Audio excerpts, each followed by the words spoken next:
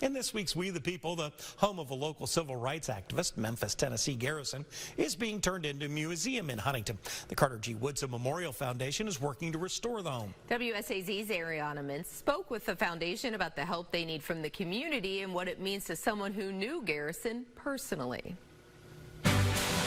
She just had such an impact on me personally that I said, hey, we need to do something with her house since it still stands. This home on the corner of 10th Avenue and 17th Street belonged to civil rights activist Memphis, Tennessee Garrison, a woman whose impact is still felt today. As I was young, I remember this house coming up the street, and I said, that's Miss Garrison's house.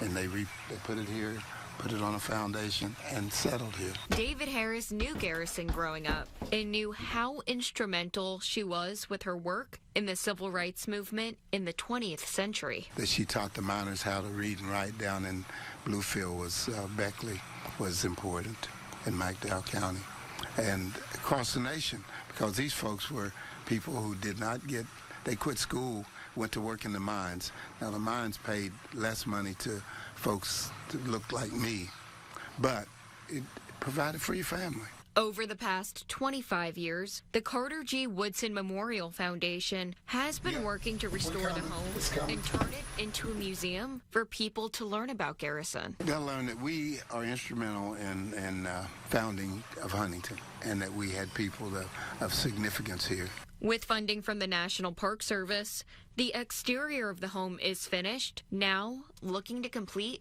the inside. If anybody has any furniture that is 1900-ish, please let us have it. Harris showing me around the house of the woman he knew, reflecting on life lessons Garrison taught him. She used to call me to go to the store all the time. And so she told me, because I guess she was an entrepreneur at heart, she told me, on your way down here, stop and see if anybody else wants anything. So I would stop. You need any bread or eggs, or you need anything from the store? Made quarters from them as well. And it paid for my college education. The museum will have a mix of both original pieces from the home and other period pieces. So this is the original furniture? It's incredible. It's original.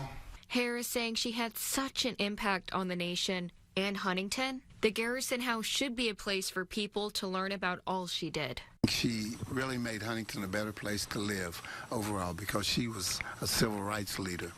And she really believed, she was instrumental, for instance, in getting the local NAACP established and up and running.